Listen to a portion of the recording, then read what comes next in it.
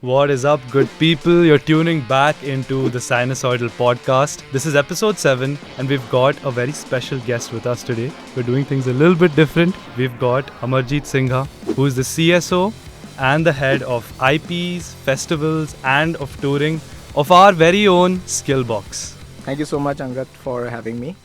And I'm excited to have this chat with you. Likewise, man. It's really nice to do this episode. I think it's going to be a little bit different from our normal chats. So we like to start things off very intense. And just keeping true to that, I'm going to go ahead and ask you, what did you have for breakfast this morning? Me and my wife, we had bread with eggs Nice. and fried paneer. Oh, yummy breakfast. Yeah. There's a related question coming to mind. What do you think is the most heavy metal breakfast? Heavy metal breakfast. I'm looking for wrong answers only. Heavy. I think we'll have to watch Headbanger's Kitchen. Yeah. Yeah, man. Yeah. Shout out Sahil Makhija. Yes. You're in the crosshairs too, my man.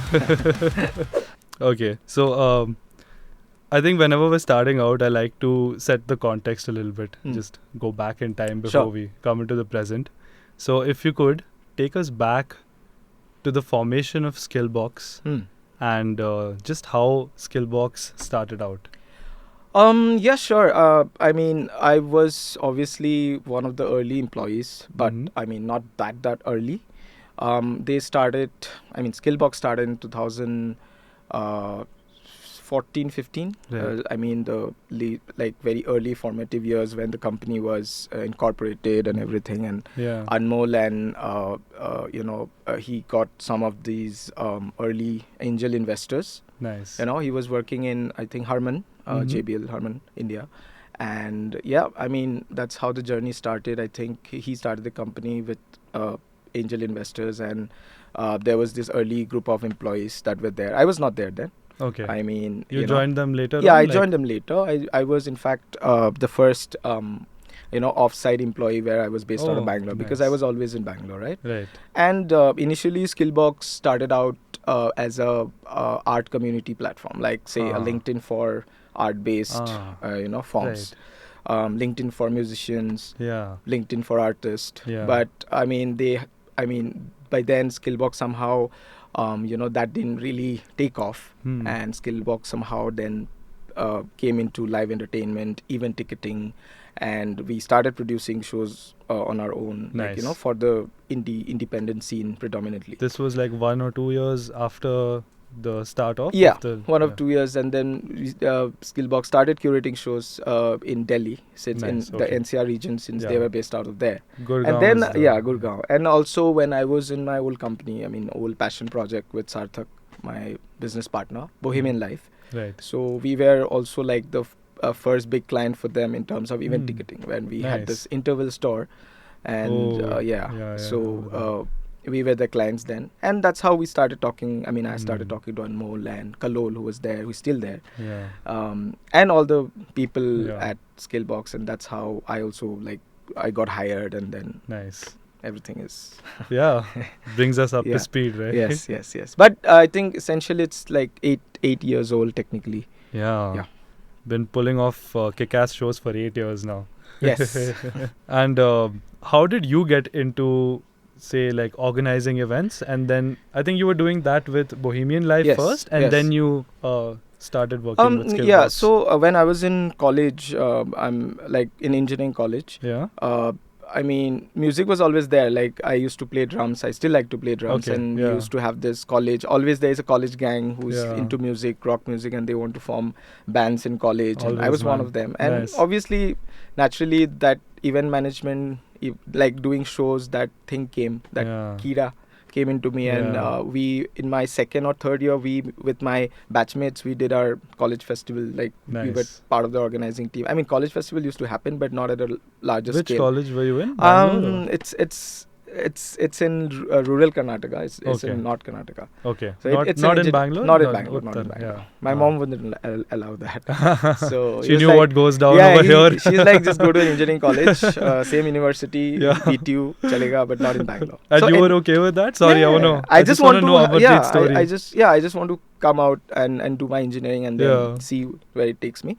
So I mean, that event management Kida, like the doing concerts wala thing came from college, and while we did a very successful festival in college, then I always kind of started realizing that events is something I want to do. I mean, basically live events. Nice. Yeah. And I mean, after college I got placed in one of the IT companies, I mean, as usual, and then I got posted in Bangalore.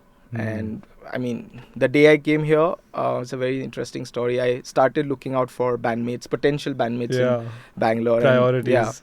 And, when I was doing my training for the IT job. Yeah. And I found some interesting people online, some mutual friends from Manipur, nice. From Imphal. They were staying in Bangalore, and this guy is like a huge Meshuggah fan. Oh. Yeah, and he's like, that time, 2010, RSJ, Great Indian Rock. Yeah. Used to happen in Palace Grounds, right? And Meshuggah was touring. Good old days, man. Good old days. Palace so, Grounds. The day I landed in Bangalore, I straight away went to his place in BTM layout. And he's like, let's go for the show. Yeah. It's today. It's Meshuggah. On the day of I mean, I didn't know him. I didn't meet him. Like, this is the first time. And he welcomed me to his place. And then we just had, I think, a couple of beers. We went to Chinglung. Oh, in Brigade Road, and then had more beers, and then we went to the Great Indian Rock concert featuring Meshuggah.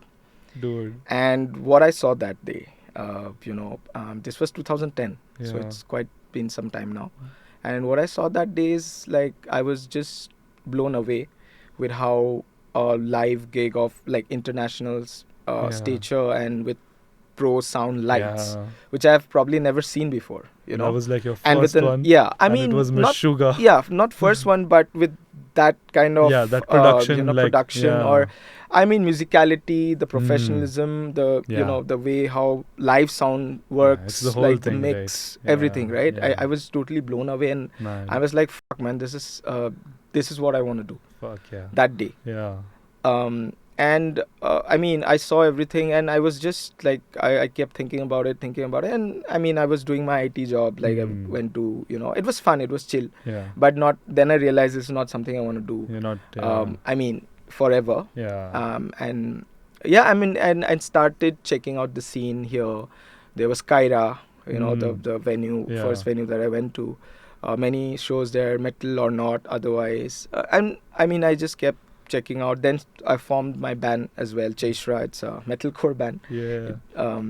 So we did a lot of college competitions, everywhere. Like we used to check on forums, where is the next college festival. Yeah. I think there was a website also, like collegefestindia.com or something. We used to check where is this college festival happening in and around Bangalore. And we met so many people from that scene, because we all graduated then. Even I think some of the bands still active till today is, I think, Orchid.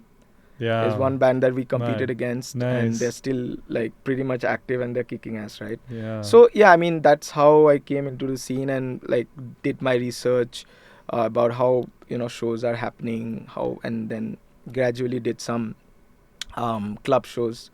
Nice. With That's my friend Suhas. Suhas, and there was one more friend called Answer, and we used to do this very odd places, makeshift places. What was your one of your wackiest like early shows? Early shows was Mary Brown. It's a burger joint. Oh man. Opposite Raheja Arcade. This was the one you were mentioning earlier. Bob's Bar, Koramangala opposite. There was this burger joint. Pulling off a metal show at a burger joint. Final Surrender played. They headlined.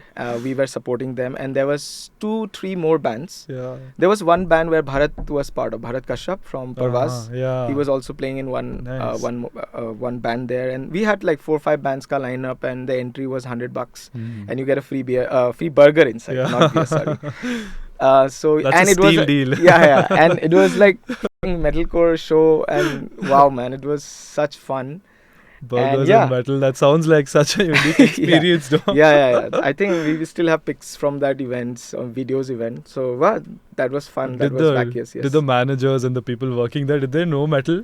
Yeah, I mean the manager who got us. Yeah, I mean the marketing manager who got us that. Obviously, he was very interested into music, and he thought maybe this marketing also might be a good way to promote his burger joint. But I mean they were obviously the waiters there, and people working there were very surprised. Yeah, they would have. But everyone had fun. Everyone was having burgers. Yeah. And it was good, but vaccious for sure. Give metalheads a room and basic equipment and just like few of us, and we're gonna have the best time. Doesn't matter where it is, right? Absolutely. That was fun, and we ended up doing a lot of odd venues like Extreme Sports Bar in Koramangala, in Kamnahalli. Then there was this venue in Brigade Road. There was, we did metal gigs in some very, very odd places. And these are not venues, right? These are just bars, right? We just put a site clear, and then we got in some basic sound, lights, and the drum kit.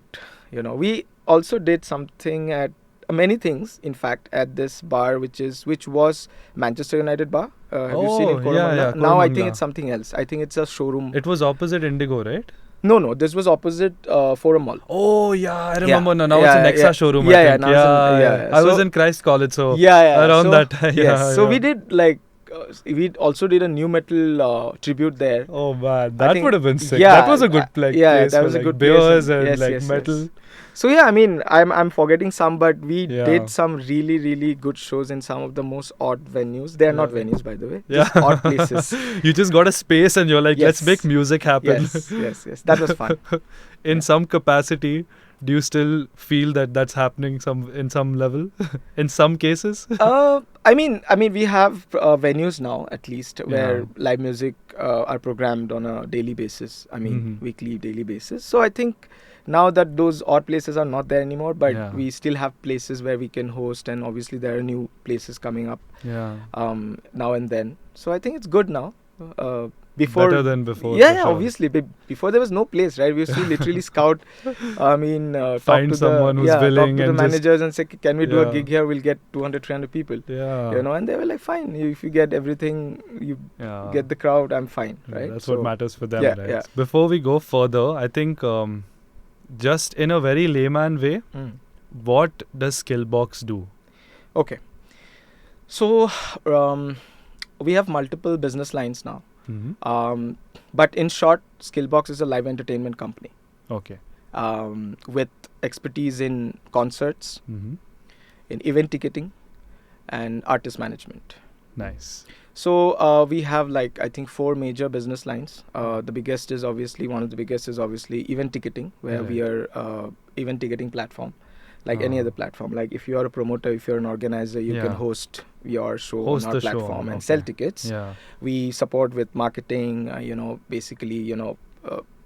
helping the show, with promotions and everything, right? It's like any other ticketing platform. Got it. So that is one of our biggest business lines. The next is obviously where we are promoters ourselves, which I head, right? All our internal SkillBox production, tours, concerts. We have a couple of music festivals as well. So that's a second business line where we are promoters ourselves, and we promote our own shows. We do produce our own concerts. Third is the brand team, where we activate different brands, mostly with alcohol and non-alcohol also. We activate through live music, right? Okay. Since that's our expertise. So kind of like a partnership swing? No, so it's like, say, a brand wants to do 16 shows, club shows across India, promoting their new whiskey or whatever. So we activate that for them. We program all this. We produce end to end. It's branded shows, right? Like for example, I don't know if I can name, but there are campaigns, right, which say Bacardi, Casa Bacardi tour. So it's a branded IP. So it's owned by Casa Bacardi, but it's executed by some music agency who does everything for them, right? For example, so the IP is owned by the brand, and you guys are just helping them execute. Execute it end to end. Got it. Because we have that expertise, right? In production, we have that expertise in artist programming, where we say we have to, to match the vibe of the brand, obviously. So that is one, one aspect of our company. Yeah. And last but not the least is Level House, which is artist management wing of SkillBox. It's headed by Yama. And Parvaz and Raman Negi, J-Babe, they're Dot, Blackstreet Blues. They're on our roster. So that's an artist management that's epic, wing of SkillBox has got a lot going on. Yeah, I mean, everything to do with live ecosystem in India. And we have everything covered, and we are young and we are growing. Thanks for making all those epic shows happen. Thanks. Continuing to bring some really cool artists. And I think I should ask you, like, how do you guys, get such a variety of different events? Because even if you look at what's happening right now, you have Anushka Shankar, Jacob Collier, Behemoth. Yes. I think I saw Hozo as well on your page. Yeah. And I was like, it's amazing because very often in our industry or in music, people tend to gravitate towards a style. I think it happens naturally. Like, it's you have a taste for something and it's easier to kind of understand that ecosystem and get that in. But I just want to know, how do you guys pull this off? So see, we always have had an interest with niche genres. Yeah. Okay. So I mean, we me, most of our colleagues are rock metal fans. Yeah. Okay.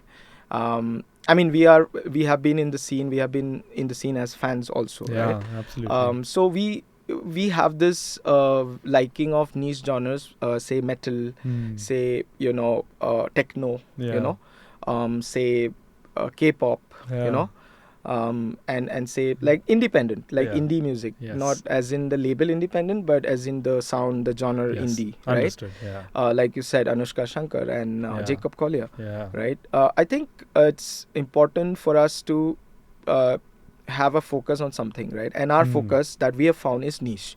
So when I say niche, this is variety of genres, but not massy.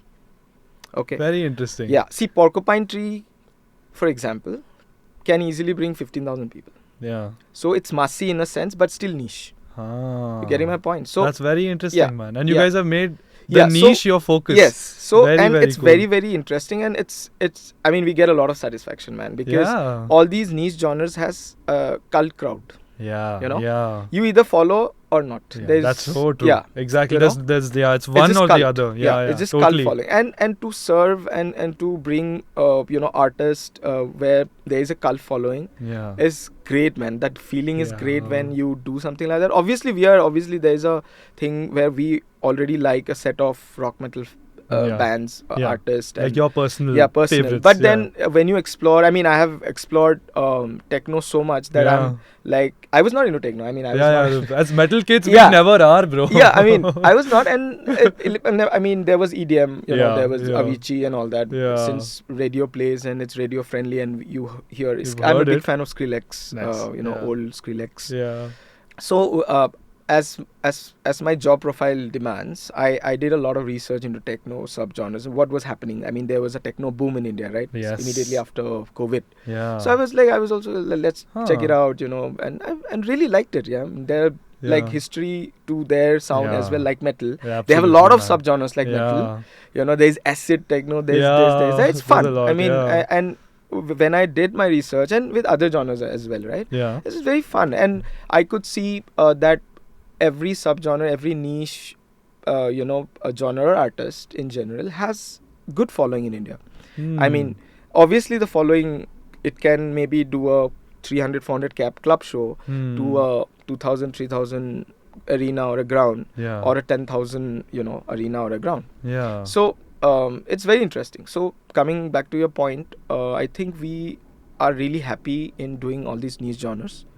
I mean, we did K-pop, right? We have a festival IP called K-Wave Festival. And we did 2 editions. Crazy. Yeah, and we are gearing up for the 3rd, but we're taking a break, trying to understand the market more in like makes K-pop. Sense. Yeah. And that is also niche. Yeah, it is. But again, it's got a growing following now, I feel. Of course. So it's very much fun, man, to program niche genres.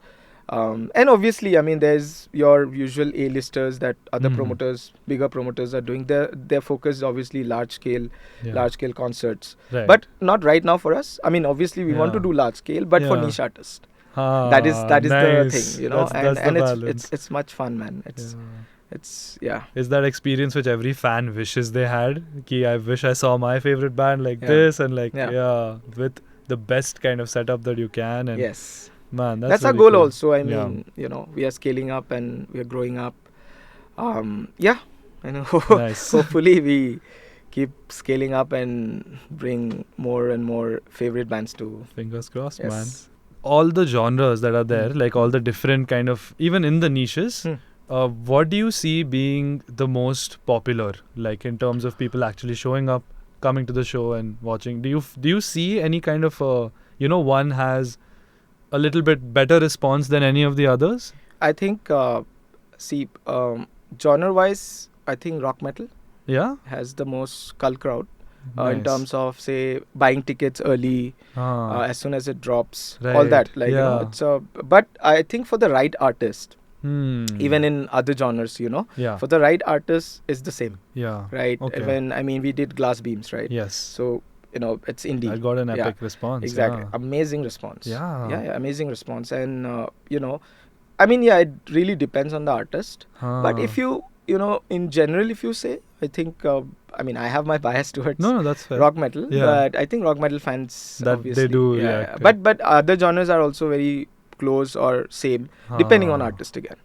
This is so cool because I find it so interesting that you have this perspective, right? Because you kind of get a bird's eye view of what the scene is like. As a fan, you see certain parts, but you don't kind of get to see the averages, if I may. Yeah. So, that's really cool to just hear how it's different for... Maybe not exactly like you're saying, it's not exactly different, but it's little this thing. Yeah. Do you get a pulse for which artist is going to do well? Like for Glass Beams, for example, do you have like an intuition sometimes saying ki, bhai ye chalega, this will go like... Yeah, see, I think first, what in general, like how we program or how we decide on which artist to get, or how we get to know that this artist has like following right now, or people... this artist is anticipated in India, or people are listening to that artist. So I think it's first, the ground, the roots, basically in social spaces where we meet each other, like, we hang out with our friends, what is playing, in that house party, for example, or what's playing on people's stories, for example. What when we go out to gigs, when we go out to our local shows, what are people talking about? You get a pulse, like nice. That is the starting point, I would say. Very That's the beginning. If 5 people come to me and say, have you listened to this band called Glass Beams? I'll be like, if I've heard it, great. If I've not, I'll go home and check it out. And then obviously that is like the starting point, and then we have tools. We have different analytical tools that, for the process. You work with the data and you just... No, we have there are tools in the market, paid tools in the market that gives you data for, say, Spotify listens, YouTube views, or even Instagram following. These are not accurate, but they do all these kind of observations. Right. It gives you an estimate, maybe, obviously I can see and I can see the numbers for India are great for this artist, but I can still decide, no man, still I won't risk bringing that's this true, artist. So it's all different for different artists. But second step is obviously to go and see the numbers and Glass Beams, man, for India. India is one of the biggest markets. Crazy, it's really crazy how it blew up, because that entire week or maybe 2 weeks, I think, leading up to the show, every second story had and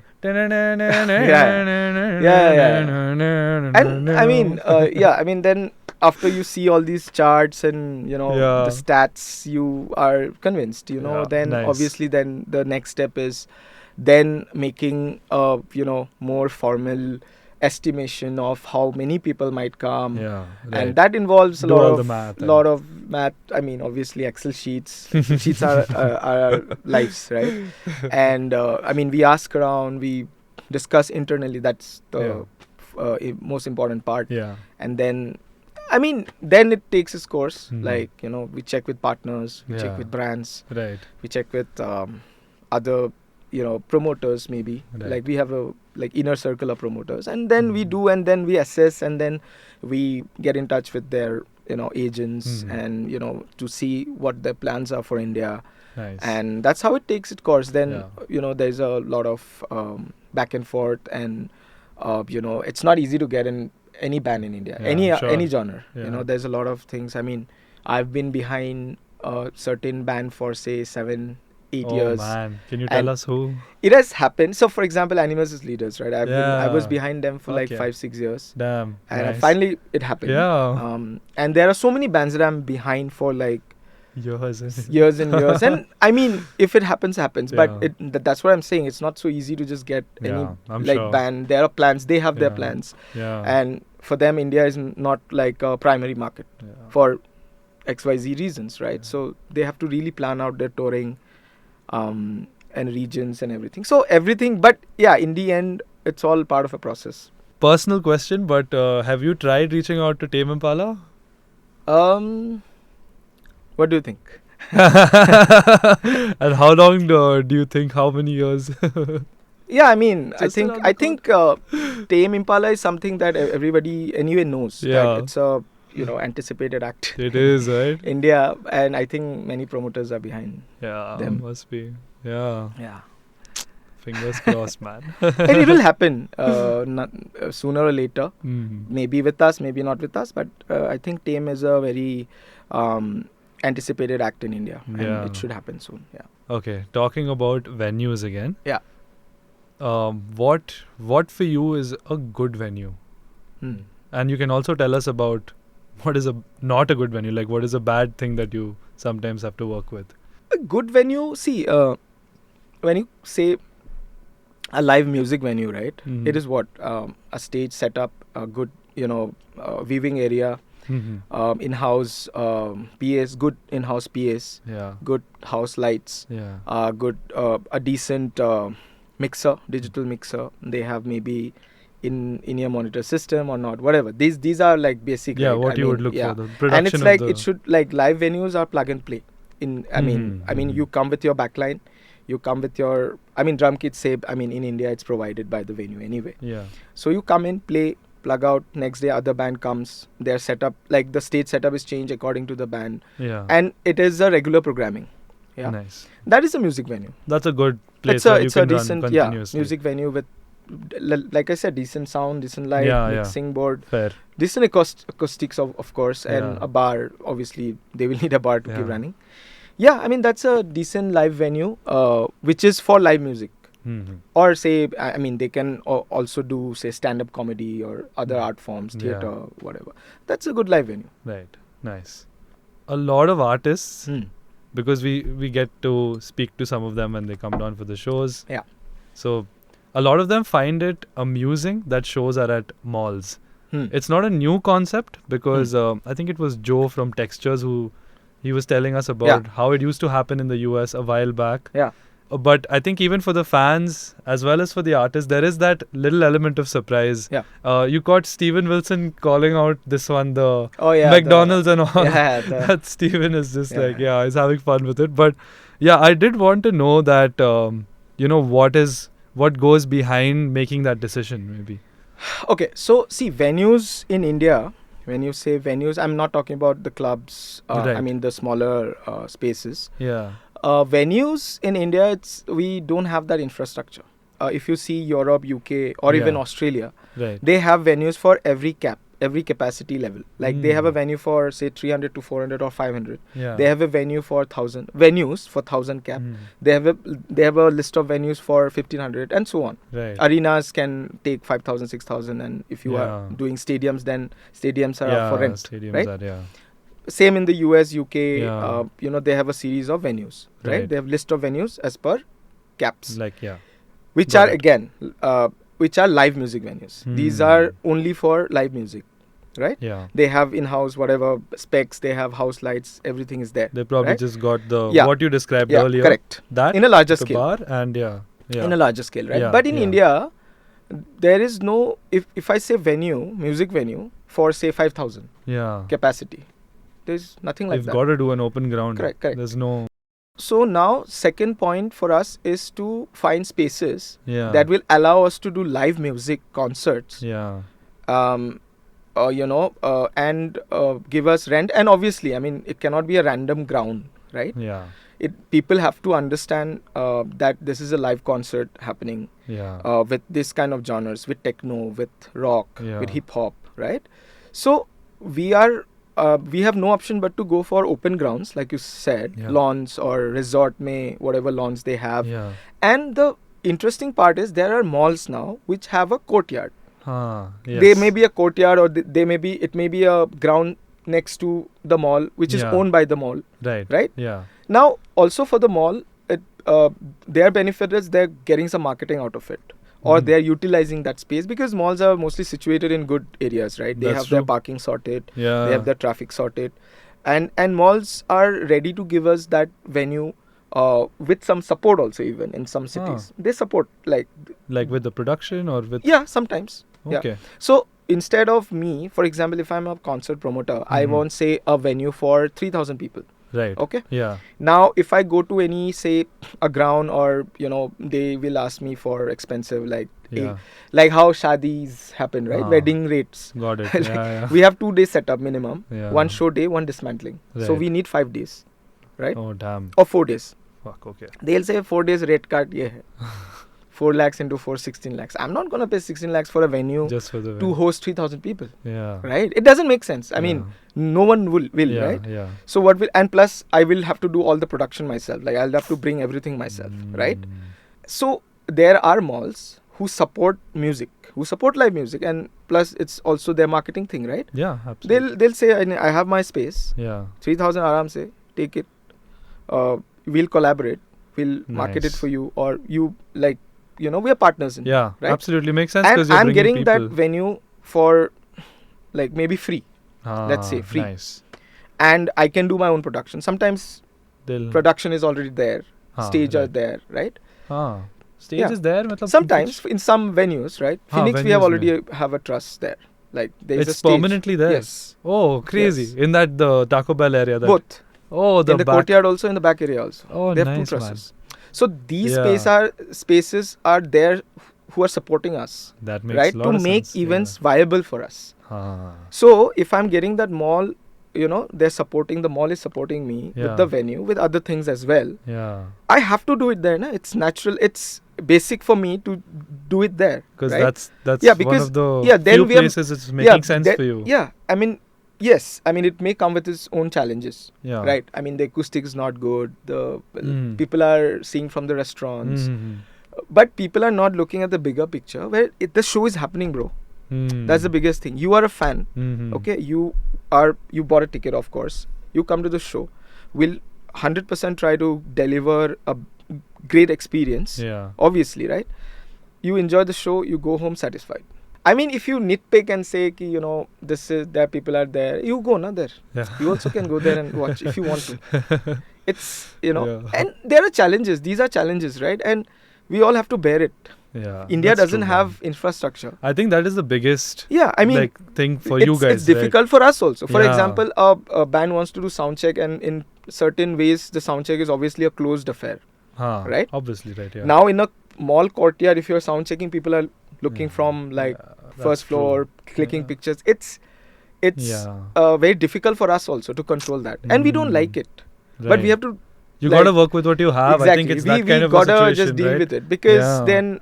I mean, just for this inconvenience, obviously the artists are not happy. They will complain it to us. Yeah. We'll try to control as much as possible, but obviously it's a mall. Yeah. Right? You cannot control the sound check because then people are looking at fans are already there. It's a very natural reaction to but see, it's an we are also not happy about it. Okay. For the sound check, that we are makes a lot of sense, man. Let me not see, But it is an inconvenience for us also, right? Yeah. But the thing is that the show will happen. The show is viable for us, and if the show is not viable, we'll not be able to do shows like this. The trade-off is either do it or you don't do it. You don't do it, and I cannot do it knowing that I'll go very much in loss. That obviously doesn't right? make It doesn't good make sense, and we cannot do that because at the end of the day, it's just if we go into losses, then how will we continue to do what we do, right? Yeah. And we have to at the end of the day, it started with passion. Now it's passion business. Right?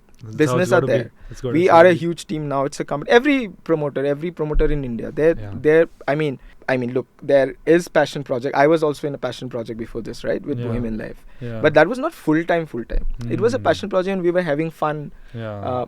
obviously learned a lot of things. Whatever I'm doing is obviously because what I did in Bohemian Live, I got my experience, and we are still learning. Yeah. But at the end of the day, it's a business. Yeah, man. Right? It has to work. So to answer your question, bluntly, we don't have any other option. Unless there is a new option that has come up, that is there in the market, which are giving good subsidized rates for us that make sense to our P&Ls. Yeah. Otherwise, malls are supporting us, and it's good. I mean, look, even if you do in a great arena, some people will always come and say the sound was not good. Yeah. You can see this in international gigs also. That's very true. Right? Yeah. That's so I think we are obviously trying to make more and more the experience more, and we are also learning, right? Yeah. But yeah, I think at the end of the day, the mall thing is something that is there in India. Yeah, it's an anomaly, and malls support. They have that space. We can hold five. I mean, Bharatiya Mall can hold 8,000, 9,000 people. Man. Yeah, I mean the same one, the Steven Wilson area. Yeah. That's amazing, man. Yeah. What was the turnout for Steven Wilson like? Oh, it was great. It was great. I know. I saw most of my friends there, which is awesome. Yeah.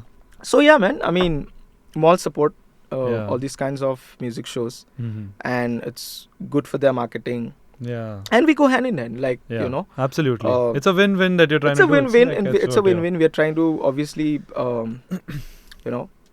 up the experience for everyone. Yeah. But yeah, I think it will be there for some time unless we get better venues, dedicated live venues. Yeah. I think that's a big piece of the puzzle that's missing, and I think in one of the videos that we had made earlier, we spoke about how Coldplay was able to do that because they had some support from the state.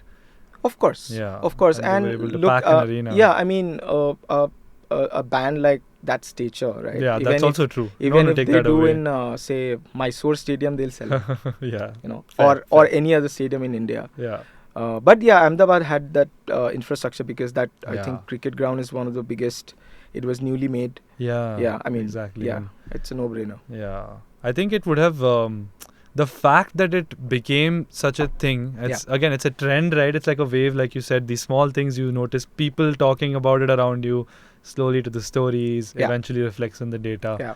But for whatever reason, it's not anyone's one thing to say. Yeah. Something which is it's butterfly effect going on over here, right? But for whatever reason, Coldplay took off, and I think it was a good start. Maybe it's opening the state's eyes to how much both culture and business exist in this live music, live event space. So absolutely. And see, I think live entertainment, I mean, it was movies before, right? Movies still there, right? Movies was the primary source of entertainment for Indian families, correct? I think it's changing now. There's OTT now, there's home, whatever, and then there is now live entertainment, which is also blowing up thanks to Coldplay and thanks to post-COVID revenge, whatever. Revenge tourism. So it's opening up, and I think we were a sleeping giant anyway, right? Nice. Because we consume a lot of music, both domestic and internationally. So it was always there. It was a sleeping giant, and it's opening up again thanks to Coldplay for that. But I mean, it was always there. But people are now realizing, okay, live entertainment is great form of doing something in the weekend, right? Or my favorite artist is coming, I should go. It's a great experience. I mean, I think live entertainment is slowly becoming, I'm talking about India. Outside to it are already surpassed everything. I think you saw the report of Live Nation a couple of days back. Insane. So it is primary source of entertainment now. And in India, it's still growing, which is very, very good. People are realizing that I mean, it's fun to go out for concerts. And people are spending more and more on concerts. I met a lot of people who were, I met these like college kids, man, at Steven Wilson. It was so amazing because they're just chilling, and he's like, hey, my first concert. And he's got his Opeth jacket on, and he's like, I know this stuff. And that's awesome. See, it's becoming part of the culture, right? Which was there in the West. Absolutely. Like parents used to take their kids to their first show, and then obviously they become part of the culture. It's same as like being a football fan in the UK. Absolutely. So it's all part of the culture, right? Yeah, that's true. So it's changing in India. I mean, and good for us. Yes. Nice, man. While we're on this topic of gigs, I think there are a few other things that both I as a fan and some people on the online community and beyond, there are things that have been said. Yes. Amarjeet, we are going to dig in now. Let's go. Someone came to I think it was Steven Wilson, and they came from out of Bangalore, out of town. Okay. And we've seen this from the days of the Metallica gig in Palace Grounds. You remember they had that baggage area? Yeah. Dude, that was pure chaos because there was literally bags piled on top. That was a whole other scene. But the kind of thing that is curious here is when you're traveling from abroad, when you're traveling from out of town and you're trying to enter, say, a show and you're not able to bring your bag in, that seems to be a fair enough, like, okay, it's a doozy. What do I do with my bag? So, I think, the reason we or any other promoter don't allow bigger bags. Yeah. I mean, I think till Fenny it's there. Smaller bags is fine, or your Decathlon smaller bag is fine. But why we don't allow bigger bags is there are multiple reasons for that. Yeah. One is security, obviously. You cannot frisk a very big bag in like say 30 seconds. Yeah. And it might have many things. Yeah. It might be like say narcotics, for example. Which will put us and the show in jeopardy. Right. Yeah. Right? That is one. Second, some bands are very, very particular about shooting equipments. Like if they can now see someone brings the bag, its camera inside, and we don't allow, then he'll start a scene saying, where do I keep this now? That's true. So multiple things. And also see, the thing is like security, things that are not wanted inside all these. I understand it's a valid reason. I mean, it's a valid problem, right? Yeah. But see, we never say that we will allow bags. Right. That's true. You guys have been clear on that. So I think it just, I mean, see, we can have a locker system out there. Yeah. Have you thought about that? Like, look, the problem with that is everything comes with a problem. in a concert where there is like 4,500 people, right? Yeah. We'll put a locker there. Yeah. There'll be a security guard or 2 bouncers, whatever. We'll put some people there. And we'll give them the key, whatever. You can put it free of cost. That's fine. Okay. Right? Someone comes, then finds their stuff stolen from there.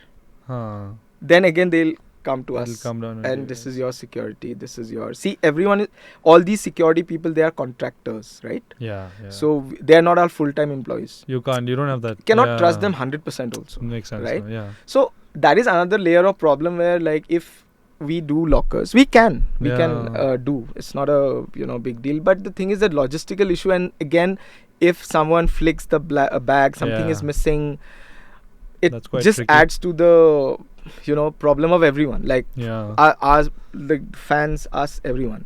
So what we advise people is, like, you plan properly. You come bring smaller bags, or if you're coming, like, if you're traveling, if you're flying in, I think that's the only time when it's a real issue. I know it's a little bit of it is an inconvenience for sure. If I was a fan, I'm traveling to other city and I want to go to the grounds directly, I will not be able to unless I have a small bag. Right. Yeah. So I know we're trying to figure. We'll see what we can do properly, and we are obviously trying to address all these things. Yeah.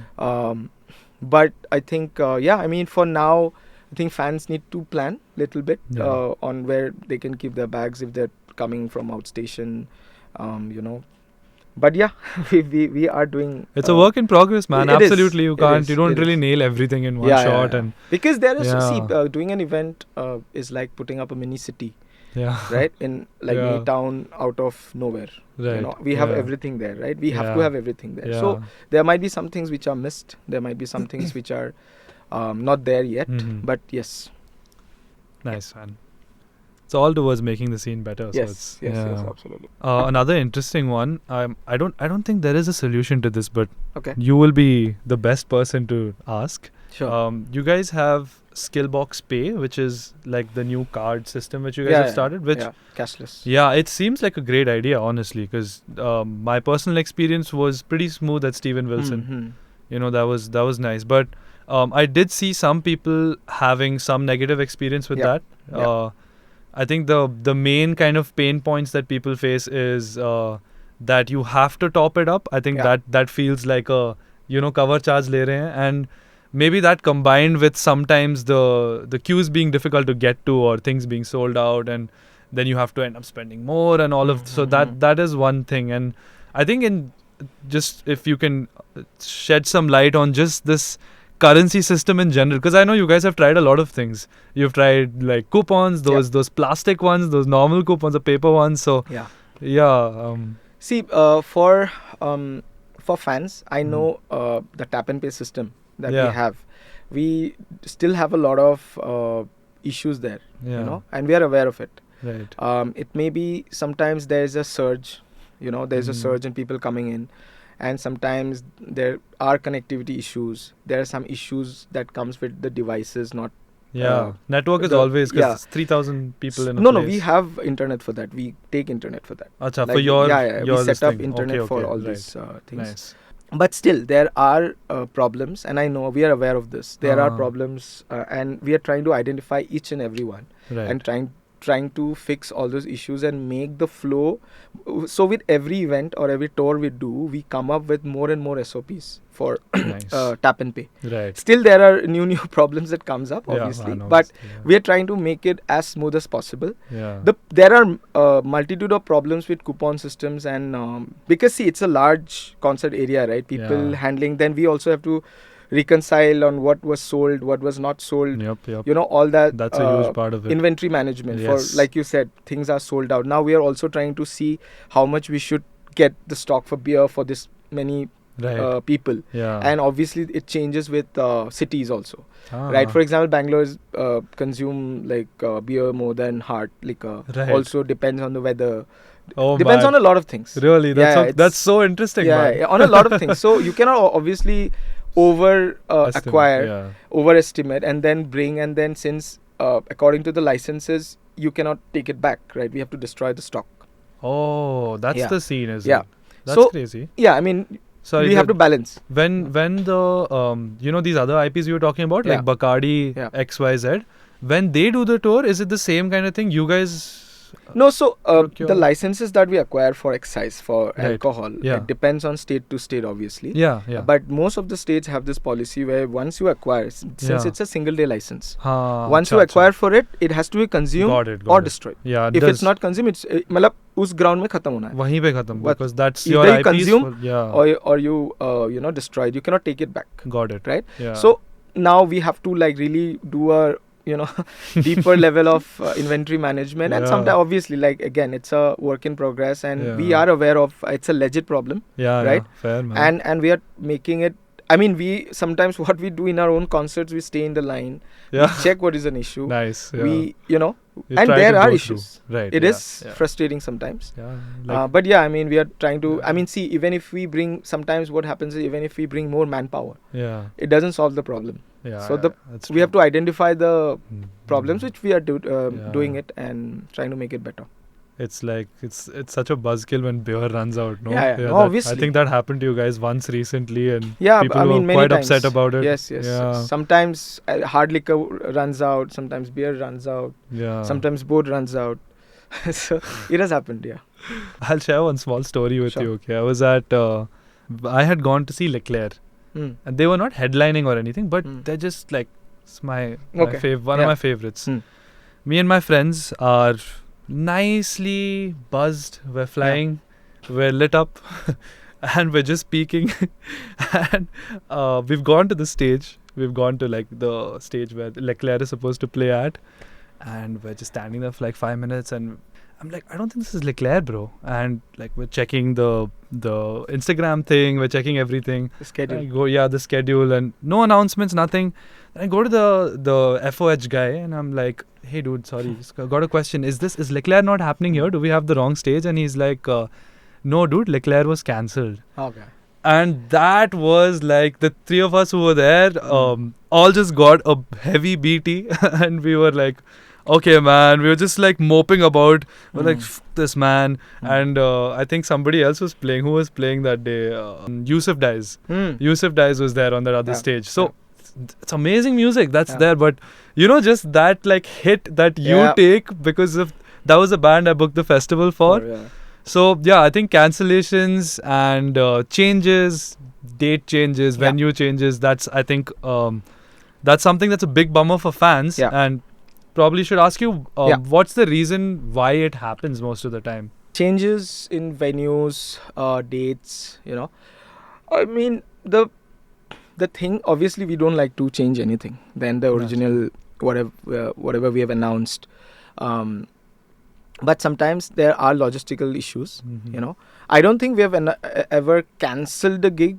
I mean, that is the worst case scenario, right? We touch wood, we don't want to do that, but there has been certain circumstances where we couldn't avoid it. So for example, I think the only I think venue change is something which is little inconvenient compared to a date change, right? Date change is massive because obviously you have to redo all your plans and everything. Absolutely. And that is something obviously we don't want to do it. But I think we did only one date change, and that was with the Wilson date in Mumbai. Right. So what has happened is when we book tours, we obviously see the blackout dates. Yeah. Right. The blackout dates may be bigger local, religious festivals. Yes. And dry days, for example, because alcohol is a very important part of the concert experience, plus our business, right. And like when we book tours, we see, right? And what we have seen is there are some local dry days, which are dry days only for that state. Okay. Right? So for the state of Maharashtra, there was a dry day. Some Ekadashi was there. And on Google, on any calendars, it was on Saturday. Right. So our tour starts on Sunday. So we're good, right? Yeah. But I think at the last moment, the government changed the date, or it was notified later. Yeah. Now the dry day is on Sunday, which was our show day. Damn. Right?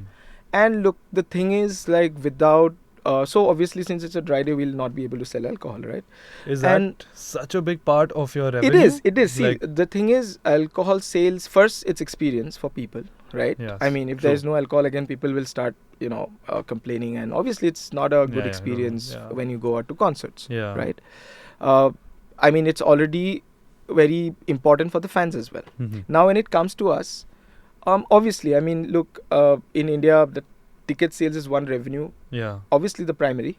And the other is the F&B sales, predominantly alcohol. Okay. Right? Yeah. And if we are not able to sell, then obviously, like I said, first is the fan disappointment. And second is also we take a very, very big hit on our P&Ls. Because that constitutes a major part of our revenue. And to, again, make the show viable, right? So it's literally second in line after ticket sales. Yes, absolutely. So it could be the difference between breaking even and going to loss. And see, even in some genres, it might even go higher than ticket revenue. Like in electronic or in techno, sometimes the F&B revenues are on par with ticketing revenues, or sometimes even more. Interesting. So it's a very important aspect. And obviously we had to take the difficult decision of changing the date from Sunday to Monday. Right. So now we understand there has been there are people who are flying in, flying out. We do understand. I know. So and I mean, it's between that or we losing experience and not losing being the able experience to. And money and it's just, and fortunately we had 2 off days in between the Mumbai and Delhi, the next show. Right. So we had to take we had a space to accommodate, and we proposed this to the management, and they were very understanding and said, okay, if that's the case, let's move it to Monday. And I understand there's a lot of disappointment, and people were angry, and that's why we had said, if you need a refund, happy to. And I think there are a couple of people who have flown in for the show, and we will make up to them in some with like something or the other. We want to, because we as fans ourselves, we were very sad. Because that feeling. Of course. I mean, we have to make it up to them. And again, like, this is not something we take lightly or we want to do it. Date change is like really, really bad. Like, you don't want to. We don't want to do that. We don't want, and it takes everything, like all the planning goes for a toss. But fortunately for us, we had an off day, like I said, in between. So they were in Mumbai anyway. So we could do that. And I mean, we got only around 100 refund requests, I think. 100, not more. That's not bad. Yeah, that's I think people who really couldn't come, we did refund all of them. Yeah. And luckily, you guys also had shows in the major cities, so most of the fans would have luckily been able to catch and them. Some people were there who wanted to change the ticket, like from Mumbai to Delhi, and we were happy to. Oh, nice. Yeah, just sort it out for them. Yeah, and absolutely. A1, man. Yeah. Let's do one quick fun segment in between. This is like rapid fire, so just like aram se, just whatever comes to mind. In the team, who is the most organized? I think every one of us is. Yeah. Yeah, because we work with a lot of sheets, we work with a lot of moving parts. Nice. We work with a lot of WhatsApp groups. And I think the entire team is really organized. Yes. Nice. Who is the easiest to panic? Me. Yeah. Who is the best chef? I don't think anyone is. You guys are all running on fast food and energy drinks. Kallol might be, because he cooks sometimes when he's traveling and we get an off day and we are at someone's place. Nice. Yeah. Who's the funniest? Me. I think so. I hope so. You gotta check with the others what they think about I've got some good reviews about myself. Nice. Who's the quickest to anger? I think everyone. Really? Yeah. Who gets wasted the easiest? I think Anmol. Who is the most optimistic? Anmol. Who's the wisest? I think maybe Anmol. Who's always getting late? Kallol. And who is the best musician? I don't think anyone is. You play the drums, though. Yeah, I play the drums, but we are all just like dabble in it. Okay, fair. That was a little fun one. Just to get break the flow up a bit. Yes, I would like to answer the venue change part also. Yes, please. Let's actually get right back into it. Yeah. So venue change again. We only do it if there is a logistical mismatch or or we have to say upgrade the venue when there is a lot of ticket sales happening. Then the sales outgrows the venue, right? And we don't want to say, ideally say sold out and many fans who still wanted to come and or the other way when we have to say downgrade where the sales are not that enough much that we expected it to be, and makes no sense in doing that venue anymore, and we can like do a smaller venue and elevate the experience for everyone. Nice. And sometimes venue becomes unavailable, there is something that happens in the venue, there is XYZ things, and but yes, venue change, I don't think it's a big inconvenience, but I think one other challenge that we have right now is getting the message out. Like you said, like your band was cancelled, the band that you wanted to see, and you didn't know about it. So for us, I think we are trying to do a app-based notification where individual people, say for example you have booked a Steven Wilson ticket, then if there is any changes in that or important messages we want to give you, then you get that notification, right? Because emailers, obviously there's bounce rates, mixed, WhatsApp is very restrictive, right? Social media, not everybody can, you can miss it easily. Exactly, right? So all these we want to reach out to the fans and quick about the update as soon as possible, but there are restrictions, like I said, that we are not able to, and everyone will not keep checking their social media. Sometimes what happens is, and it's a genuine mistake at our end, when we announced and the link was updated with the venue, so there are instances where the venue, there are 2-3 venues of the same name in the same city. Damn. Okay. And there was some issue where we the venue came as the other venue, not the right. Is that venue. what happened with Glass Beams? Yes. Yes. So there are people two who went to the wrong Gymkhana one. who does. Yes. Yeah. And it was Sector 6 for some tickets. Yeah. And then originally it was Sector 29. Right. And because of some glitch, some people got tickets with that wrong address. Oh man. It was Huda, but different sector. Yeah. Right. And that's because of some glitch in our systems. So Gymkhana Huda is common. Only the sector is different. There's one in Delhi also. Yeah. So all these are things that we are also trying to do double check and everything is correct. Now we know some people have received the wrong address. Right. Now we're not able to reach them to tell that whatever you received in the tickets is wrong. Right. So that's why we're trying to improve the way of reaching out to them, saying, hey, venue has changed. Hey, sorry for the glitch, you have a wrong address, this is the right This address. is the right Or one. any important updates about the gig. That's true. Could be now anything. we are opening gates early, or you know, gates are pushed, whatever. We want, but the challenge that we are facing right now is to get to the fans on time about an important update, which we are figuring it out on how to make the experience more seamless. Yeah, makes sense, man. Yeah. This next one I have personal beef with. I think water should be free inside gigs, but what do you think? See, we have obviously in thinking about this, and inside, even internally, we have thought about it a lot, and obviously some section think it can still be sold. Right. Some sections think it should be free, and there is a thing going on. We are aware of this thing where I think at that concert it's at like $50 a bottle or something like that. $100 is what I've seen. Yeah. Okay. Yeah. So this is something that we are also trying to figure and maybe make it free with some partners maybe, and we are aware of this. I hope for that, because it's more than like you willing to pay for it as a fan, but I think it's more of a gesture thing. Because obviously the economics are different, so you're paying $100 for a small bottle, which is gonna be another reason why a fan would feel turned off. But I think one of the festivals that I attended last year or last year, they just had free water and just clean, sanitized drinking stations, and not saying it was completely easy to manage, but I still remember that to this day. It was just like a small gesture, which is like, mehman aaya to pani pilana hai, something like that. Or we can like make it at MRP or whatever, like a separate stall, whatever. I mean, we are just figuring it out, or like you said, we can make it totally entirely free. Yeah, that would be nice. Yeah. No, we are aware of this, and like I said, we are discussing this internally very seriously. Yeah. We've heard a lot about why big bands can come to India, can't come to India. We had made a video about this on our page, where a lot of people kind of recognize the sentiment.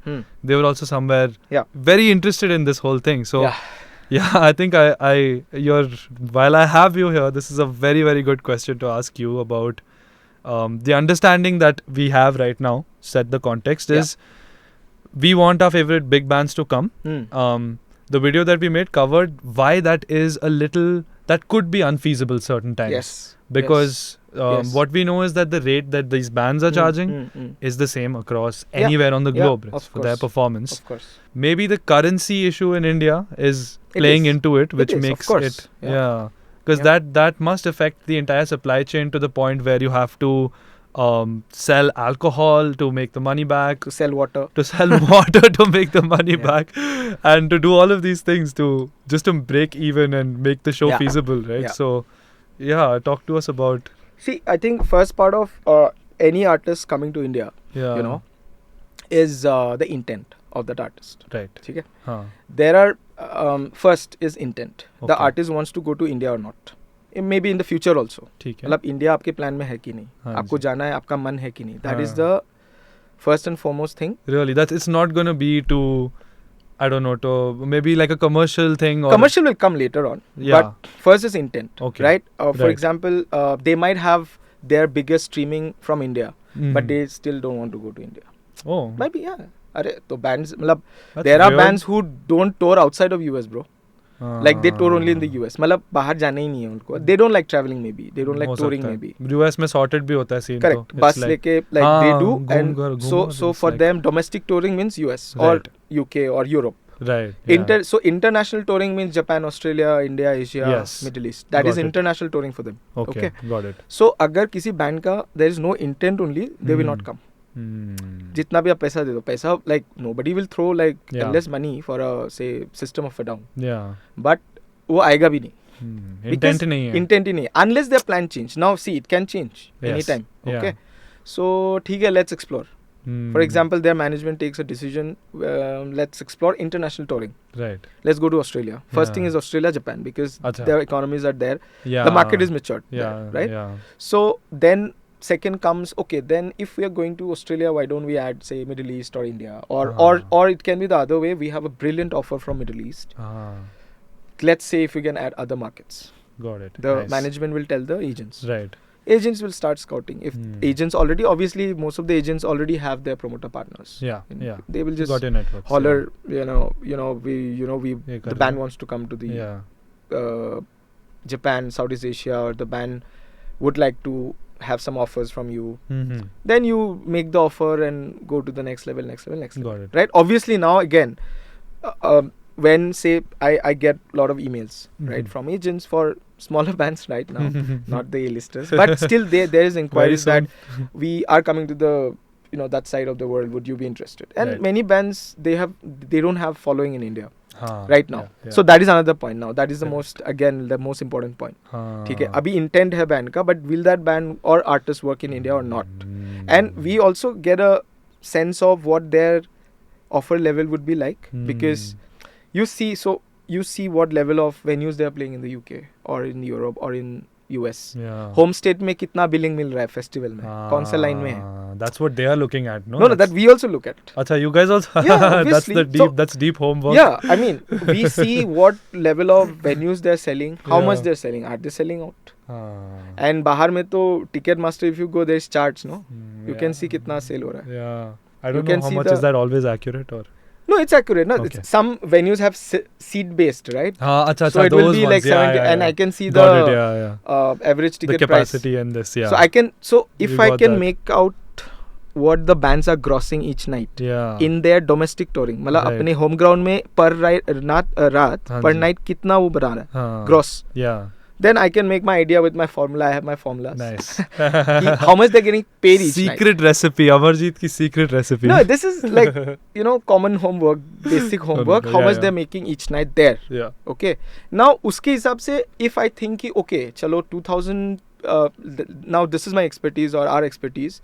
After looking at all the charts and everything, okay, this band will sell 2,000 tickets in India, in Bangalore, say. Okay. And other cities, 1,500. So total kitna ho gaya? 5,000 they'll sell in India. How much should be my offer to them? Right. And if it's in the level of what they're making per night, say, gross, and then obviously I'll do my formula and say net, itna in hand aa raha hai unko. Then, and my offer is like with reverse P&L, malab I will say, see how many people are coming and their potential revenue, and then I will minus all my cost. Got it. And artist fee कितना बचता है वो और ये अगर similar है थोड़ा आसपास है तो I'll put in an offer. Nice. कि whenever your plans are. पहले तो या तो they send the inquiry कि we are planning to come. कुछ होगा क्या? Then I will do the same exercise. Right. And I'll say होगा but यही मिलेगा. This thing.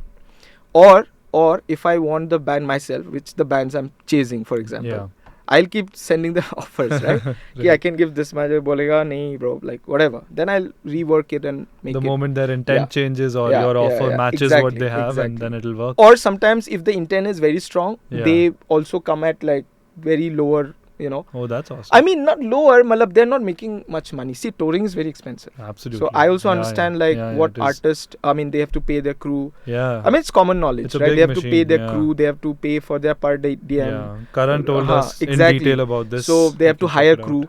Okay. Ab crew will get, मतलब अच्छा crew चाहिए तो it's more expensive. Yeah. Famous sound engineer चाहिए, more expensive, right? Absolutely. So they have to fly in. Yeah. Then, I mean, it's very costly touring. Yeah. So we also understand ki, there sometimes band lose money coming to India, but intent is there. Right. It's fair, na? I'm not forcing them to come. Yeah. मैं बोलो देखो भाई, and we do a lot of bonus models also. So what bonus model is, if they sell more tickets then they get a good share of it. So it's fair, right? Yeah. If you want to come to India, I'm not forcing you. You come on this minimum guarantee, मतलब एक flat minimum आपको मिलेगा. If you sell 1 ticket, 10 ticket, इतना तो आपको मिलेगा ही. But if you're losing money on it, but it's your call. We are not forcing you to. You're coming. But if you sell more tickets, then you can make it back in, and then some maybe. Yeah. I mean, we understand it's very expensive. So you cannot obviously give a offer which may be like very. Yeah, obviously too offensive, low. Yeah, right? Exactly. Offensive, insulting. So as a minimum.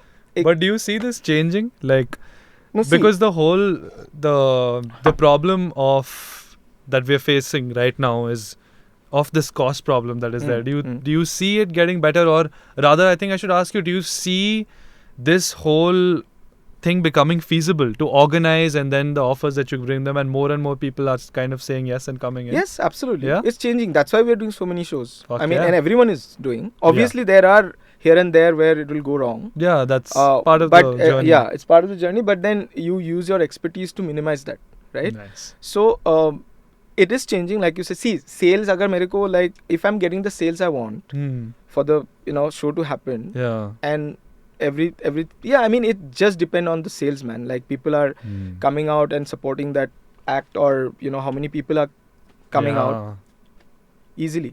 It's doable, and it's happening also. It was really sad to see Smashing Pumpkins not make it here. Yeah. Man. So you know the reason, right? Yeah, exactly. It was but it's sad, but it's the music business after all. Yeah. They will. I mean, look, even if they'll not come and play to like 1,000 people, Smashing won't come. Yeah, it doesn't make sense for doesn't make sense for them to come for here, anyone. Like, yeah, for exactly. the promoter, for the band. Agar nahi even hua, for to the fans. Yeah. Like, nahi hua to nahi hua. ठीक है. ठीक कोई बात नहीं. Yeah. Fair enough, right? But there are bands who can bring a lot of like good numbers, and we are ready to offer whatever they're getting paid outside. Right. Sometimes it's ulta also. Some artists can bring. I mean, very rare. Right. It's an anomaly. India is an anomaly. Yeah. Like, some bands are there who are not famous in their home country but famous here. Some. Yeah. Very rare. There. I know what exactly. you're saying. Yeah. Getting my point? I get it, yeah. So, we are ready. See, nice. It's fair. Like, the how, like, आप जितना cell करोगे, आप जितना पुल कर पाओगे, उसी हिसाब से ऑफर मिलेगा आपको. That's it. That's अगर आपका हो रहा है इसमें, आ जाओ. नहीं हो रहा है तो फाइन. हम बोनस भी दे देंगे हम. To get them the bonus bhi hum log like, but I mean it's it's all business. It has to be fair, it has to be transparent. Now many bands, many management, they ask for like sales report every week, ticket reports, and we share, like, it's all transparent because you guys have the dashboard, the back end, everything. Everything. We nice. I mean, no, even if you're a promoter, you will get the back end from your partner, event ticketing partner, वो आपको मिल जाएगा. अच्छा. That you have to anyway, like, bands keep these days, all agents and management, they ask for the ticket sales. They will not ask for dashboard and all. Right. Yeah. But they just need the basic proof. I mean, they will. They also want to maybe gauge the market and keep looking for like how many sales have happened, and we are very transparent. Nice. We share that report every week. What do you think the role of promotion is when you're putting an event out there? Do you think it's like you've said that the popularity of the artist obviously matters? Yeah. But do you think that promotion plays a part in either amplifying it, making it or breaking it, or in what capacity does promotion come in? That's a very interesting question. It has an interesting answer. For the type of acts we do, which is niche and cult, you don't need it. Oh, really? Yeah. When you're saying promotion, I mean print and hoardings and radio and all that. We don't need it at all. Even social media. Social media is something for awareness, I would say. Okay. Awareness, मतलब this band is coming. मुझे पता नहीं था. मेरा favorite band है. But I saw on social media. That we do anyway. Right. Like a awareness ad or some promo videos, that we'll do. Okay. But you don't need active promotion. Like PR level का promotion. PR level नहीं चाहिए. Because जो fans है उसको पता ही है. उसने खरीद ही लिया है. Yeah. बाकी हम लोग किसी को like see niche में क्या होता है, you cannot convert anyone. Yeah, correct. मतलब ये band आ रहा है, That's a good point, yeah. ये देखने जाना है क्या? He will not come. Yeah. Only people who know Behemoth will come. That's so or true. people who know Behemoth know that they are coming without any ads. Yes. So they've already और वो अपने बंदों को बता देंगे. They'll spread the news. Yeah. और जो 10-20% miss हो गया, उसके लिए ads हम लोग like awareness ads चला लेंगे. That's it. We are not converting anyone. Right. But festivals and all will need, because then festival you are selling an experience. It's just not about the artist. There you can convert. You need this kind of promotion there, not for our kind of acts. That's why it's interesting. Very cool. Like, I really love this kind of coming back to niche acts is your focus. Nice. It's fun. I'm telling you, it's fun, and it's very like and people like in all our gigs, people come and thank us for bringing their favorite acts, and it's a very good feeling. Yeah. So man, so if like events need promotion, music also needs promotion. Groover is a music promotion company. They do a lot of really cool things. if you want to amplify the reach of your music, like just like you were saying, that awareness sometimes is just about knowing that music is out there. Groover is one of those platforms that really makes it happen.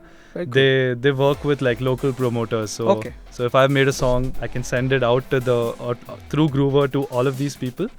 And the people who like your music and resonate with it will pick it up and then push it further onto their platforms, onto playlists, onto blogs, spaces where your music will be heard and discovered. So if you're an artist and you're getting into the scene, you want to get that extra 10-20% of reach your people, you got to check out Groover.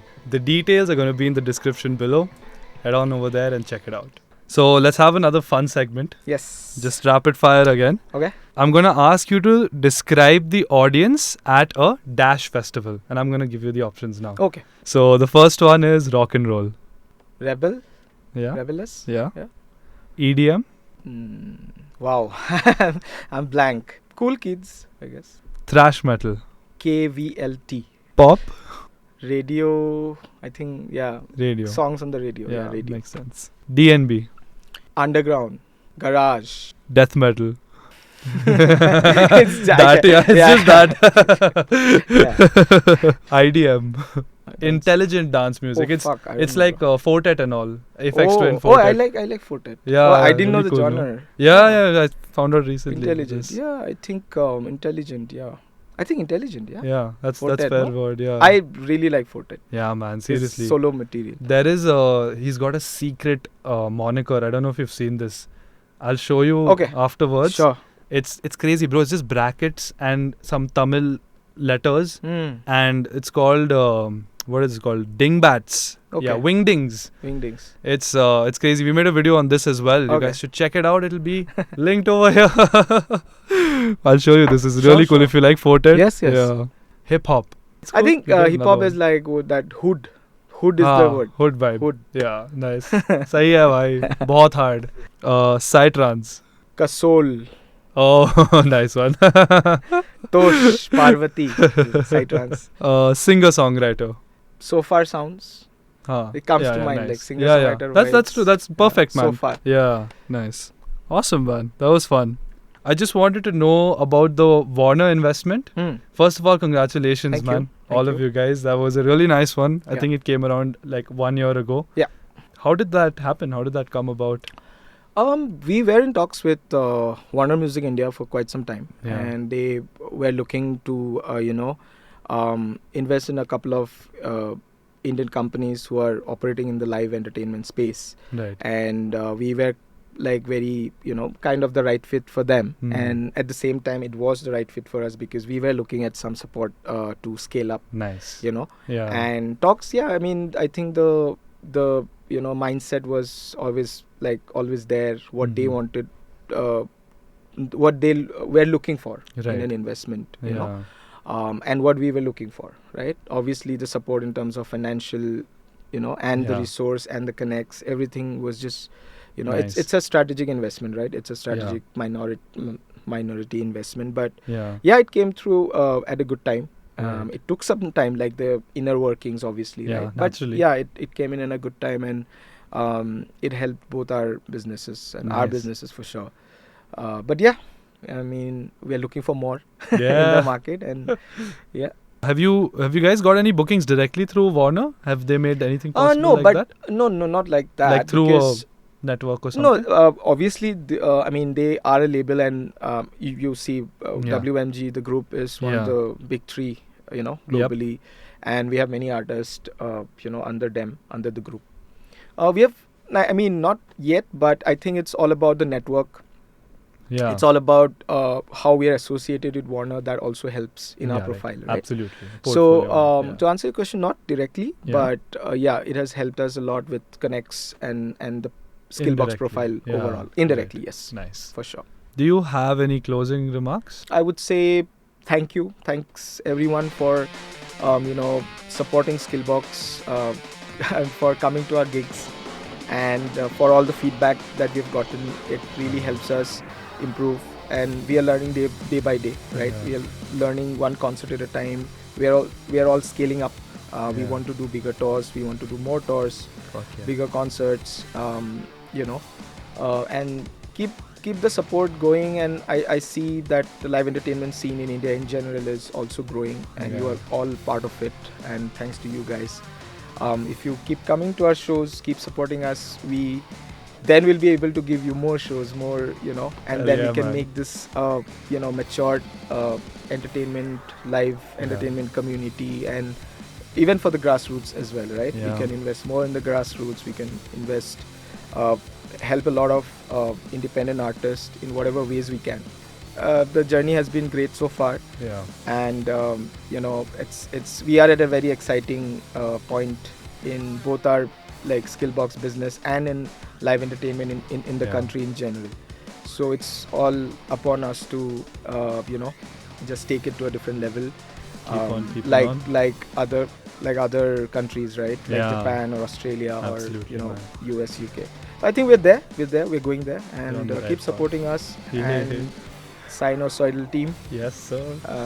And thank you again, Angad, and the team for having me here. It was great. I think this is my first podcast. Oh, yeah. I'm not a very public person like that, but I think it was fun.